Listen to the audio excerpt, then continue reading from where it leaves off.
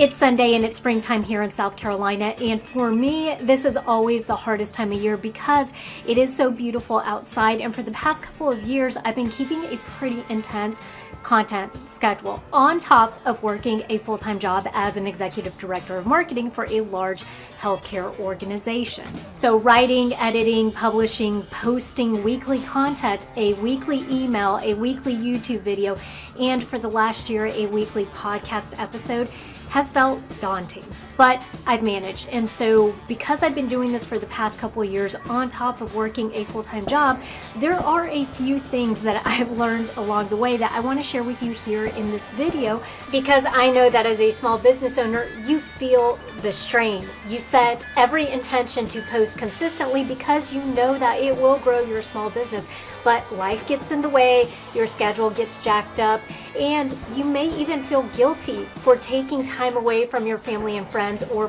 personal time doing things that you want to be doing so that you can create content to share. So you just don't end up doing it. Let's get real honest with each other and talk openly about the 3 mistakes that you're likely making that's preventing you from being able to post and share content consistently. And we'll even review a few questions that you should be asking yourself so that you can overcome those mistakes and start to feel better about growing your audience.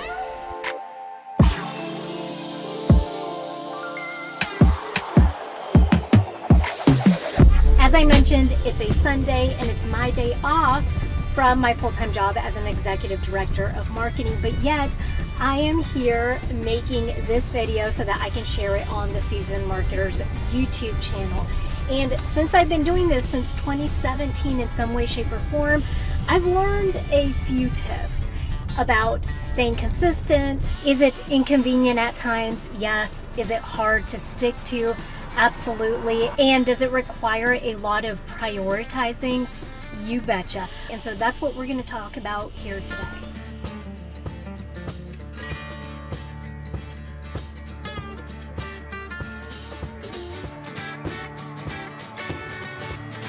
If there's one thing that you should know about people that live out in the country, is that we love going for drives. Seriously, it's a big pastime for us.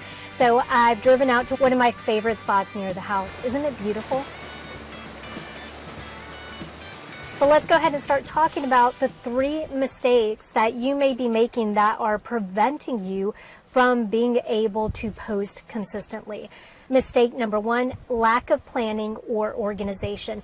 Now, for this one, it came pretty easy to me, and let me tell you why. Because when you have a full-time job, the only time you really have to create content or to film, edit, post something is either early morning before you go into work, your lunch break, or in the evenings after work. It was really easy for me to recognize early on that if I wanted to take this seriously and actually grow the Seasoned Marketer and share marketing tips and information with small business owners, that I would have to do it within the time schedule that I had available. And since my time was so limited, being organized allowed me to use that time in a really concise and proactive way of it. Ahead of time, you're planning, trying to get stuff organized so that when you do sit down to work on something, it's not taking as much time as if you were disorganized. So here are a few things that I did in order to make the best use of my time. I did put together some type of content planner or calendar. Now, this can be as detailed as you want, or in my case, it wasn't that detailed because I like having flexibility and I like being able to just change things up if I want. And so what I did was I started with creating a list of ideas, and then I ranked those ideas as far as the ones that I wanted to address early on, or ones that would be on cue for the next couple of weeks, and then the ones that I needed more time to work on. So if it was a longer video that required more research on my part, or if it was heavy on graphics and that takes me longer just because I'm not a graphic designer by trade, then I knew I would want to schedule that video further out. It can be extremely useful because at least then during the week when before you're actually shooting and putting the video together, or whatever content you're putting together, you're thinking about it and you're letting it simmer. And so then when you do sit down to write the script or to put together the idea, it just flows a lot better because you're not just thinking about it last minute. Setting realistic goals and deadlines. Here's the thing, we all get really excited about starting something and we give ourselves a little too much credit sometimes. So the thing is, depending on what type of work, life, content creation balance you want to have in your life, you need to be very honest with yourself about how much time you want to give to creating and posting content. If it is going to be a strategic part of your small business, then it does deserve time and attention, right? And it is going to require that maybe you give up doing some of the other menial tasks that you can give to someone else or not do as frequently as you're doing. But this was the thing that helped me a lot because I realized a couple different things. For one, I'm a tinkerer, which means that if you give me a deadline, if I decide that I'm going to post something every Monday, I'm going to mess with it until the very last second every Monday. And I just know that about myself and I'm okay with that. I'm honest about it. So what I understand is that when Monday rolls around and a video doesn't feel perfect to me, because it never is going to, it's always going to be one of those things where I feel like I could have done better, I could have included better graphics, I could have created or selected better music. I have to stick to the deadline and post it anyways. And so if you are selecting these deadlines, you want to be sure that they are deadlines that you can integrate into what you're already doing, running your small business and doing your everyday life, whether you're a parent or you spend a lot of time with your friends and you're single, all that stuff. You want to be sure that you are able to deliver on that. Also, being realistic about what you want content creation to do in your small business is extremely important. If it is something that you are going to take seriously and it is going to funnel potential customers into your small business so that you can tee them up and eventually sell them your product and service, then you do want to give a lot of thought and effort into the content, because when you do that up front, then that means the leads that you have coming in are so much better and you're able to sell to them a lot quicker in some cases. For me, how that played out is when I started in 2017, I really didn't know where I was going with this, but then as the seasoned marketer started to shape up and as I actually made an LLC out of it, I understood that it was extremely important that the videos I created actually attracted the small business owners that I wanted to funnel into the seasoned marketer.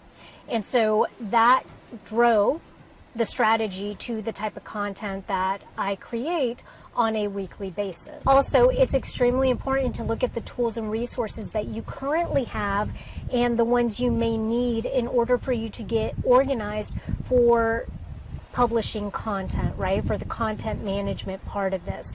And what that looks like is, if you currently are not using something like a Google Drive to house all of your clips or all of your ideas, your scripts, your social media posts, then that is something you want to start to use. If you want to use something that will help you auto schedule these posts onto social media platforms, that's something you need to take a look at. If you are going to create short form content from long form videos, then you want to look at resources or tools that are going to allow you to do that a lot quicker, because it will create efficiencies and help you save time so that you're not spinning your wheels as much or spending hours doing something that now a tool with AI features can help you do. Go ahead and assess what are the tools that you are using, and do you need to integrate some type of resource that's going to allow you to stay on top of things easily. Because let me tell you, that is the key. The easier you make it for yourself, the more you're going to want to do it, because there's a lot less friction. So let's talk about some of the questions you need to ask yourself if you are struggling to stay consistent with posting content. How do you currently plan and organize your content schedule? What obstacles do you face in staying organized with content creation? In order to bring all of this together, let me share with you something that I did with the Seasoned Marketer. So when I started sharing videos in 2017, they actually were just a minute long, which was tough, right? So it was hard to consolidate all that information, marketing information, in a minute. But then it evolved into longer form videos because I wanted to be able to share more detailed information with small business owners. Now, I had never edited a video before, and so when I was going through and doing the research, because I was going to be doing the editing myself, and I still do, when I was doing the research on what platform I wanted to use in order to edit the videos, I had a couple different options. One of those options was Adobe Premiere Pro, the other one was DaVinci Resolve, and I also had Camtasia. Now, the other two, even though they were listed as being superior to Camtasia, I knew that they were also harder to learn because I read all the reviews, and I also know myself. I know my way around a computer. However, because I have a full-time job, I was not going to give Adobe Premiere Pro or DaVinci Resolve the amount of time it needed. I knew there was going to be a learning curve, and I was not willing to spend my extra time because it was pulling away from stuff I could be doing with my family, with my husband. I made the decision to go with Camtasia, and I still use Camtasia. It works perfect for me. I'm able to use all the features. It's very user-friendly, and that's a decision that I made for a tool and resource that I knew I could stick to. What I know would have happened if I would have chosen something like Adobe Premiere Pro and I was making that leap from short-form videos to long-form videos is I would have gotten frustrated, and it would have been more likely that I would have stopped trying to create long-form videos because of the amount of time it was taking to learn Adobe Premiere Pro or DaVinci. So do this for your small business and be honest with yourself about how you work best so that you can stick to something. If you're already having trouble sticking to it, it's not going to do you any good if you make it hard on yourself. Mistake number 2, overestimating time and resources.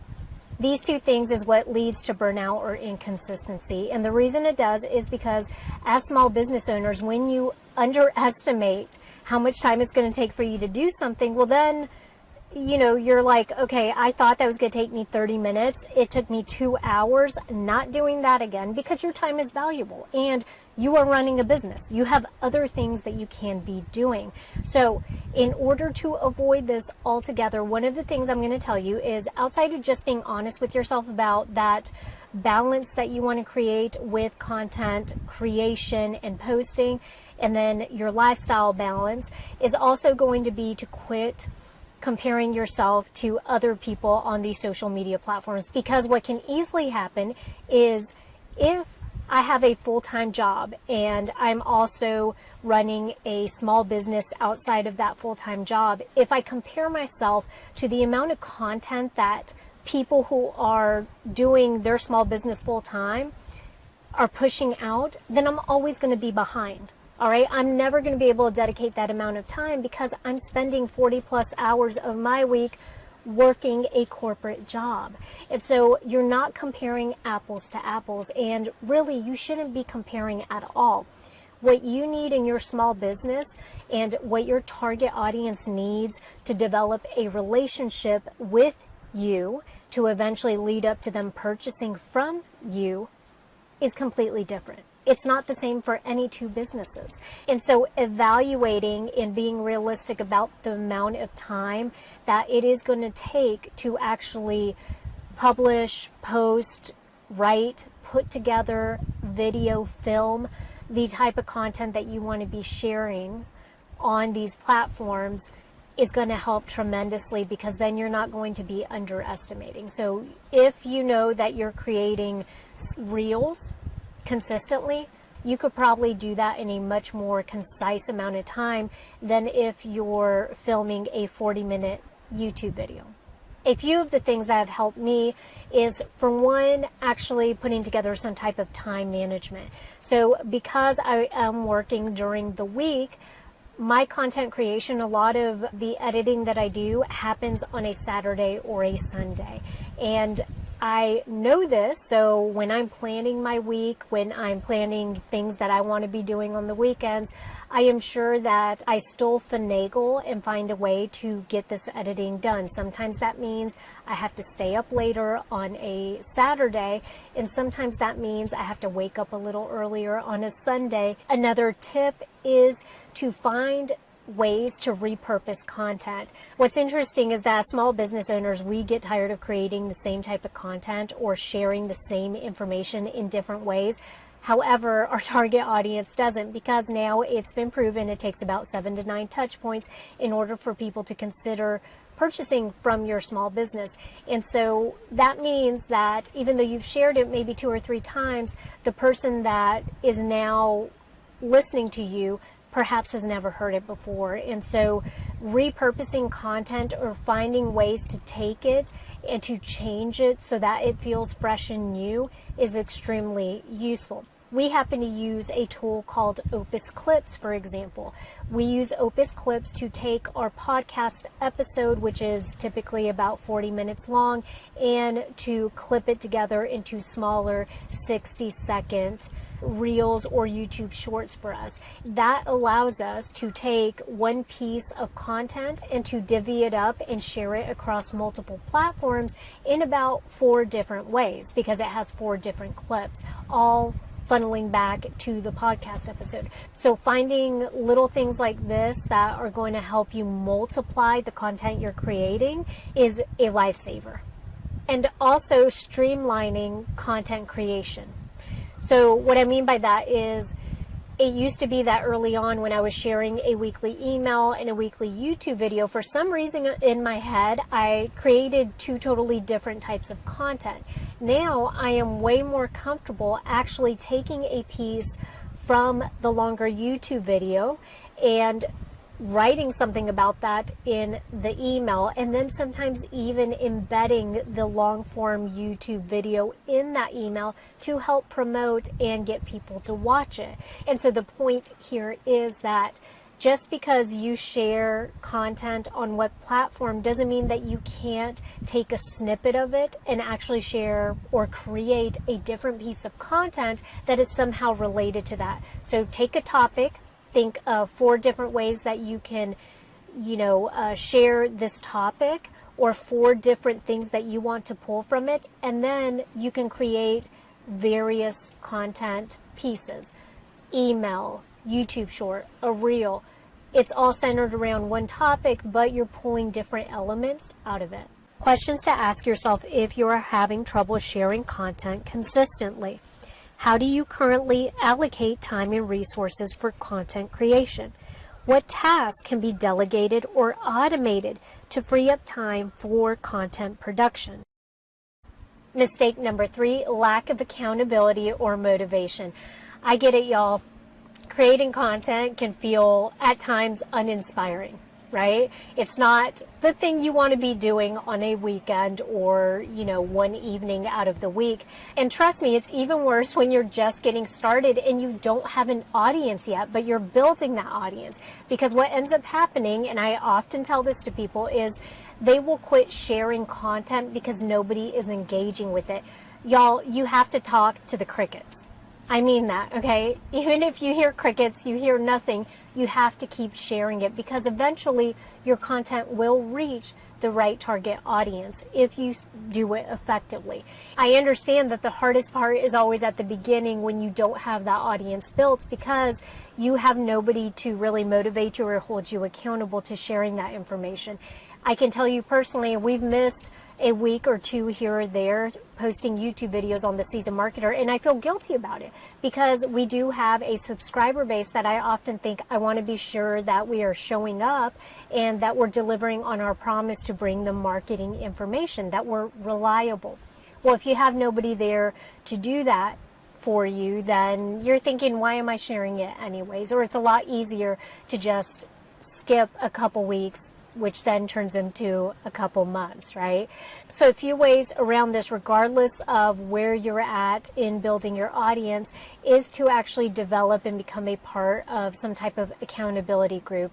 For me, it was a closed Facebook group of women here in Charleston that I started sharing my content weekly, and even though they weren't asking for it, I felt obligated that I needed to stay on top of that. So even posting regularly to some type of closed group that eventually primes them for looking out for your content is good. Another thing you can do, which I think helped me a lot, is my family have been my biggest supporter since the beginning, even when they didn't know where all of this was going. So my mom, if I happen to miss posting a YouTube video, she will text me in the morning and say, did you not post a video this week? Because she watches them. And so even just having that one person, my mom, who is willing to text me and say, hey, did you do what you said you were going to do? Or where is the video?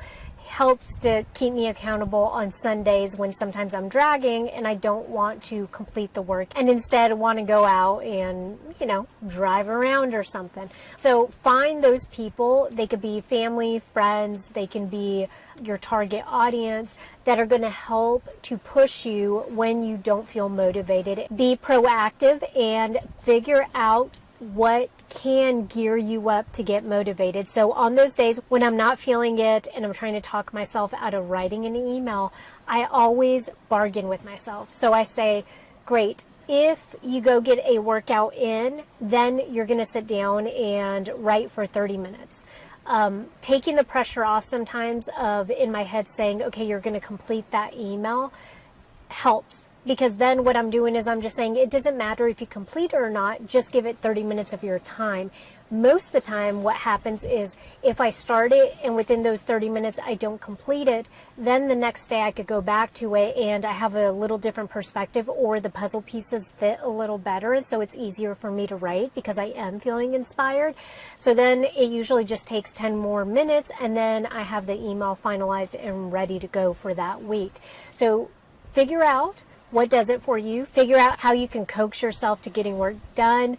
I think this is probably, as an adult, one of the most effective things you can do in life, period, end of story, whether it's, for staying on top of your healthy eating, working out, creating content, whatever it is, figuring out what really can get you up and going or prime you is going to be very effective in keeping you on schedule and consistent. And lastly, be sure that you are looking for ways to improve and that you're incorporating feedback. A lot of times, just because I get in a groove of doing something a certain way, I have to actually stop myself every once in a while and check in to say, are you doing something that doesn't really make a whole lot of sense that you could do a lot quicker in another way? Be sure that you're creating that space to check in and to reevaluate your processes and how you're batching content or how you're scheduling stuff to just improve altogether, because those small improvements can sometimes add up and save you a whole lot of time. And then you're thinking, great, I don't have to spend 2 hours doing something. I've knocked it down to 1 hour.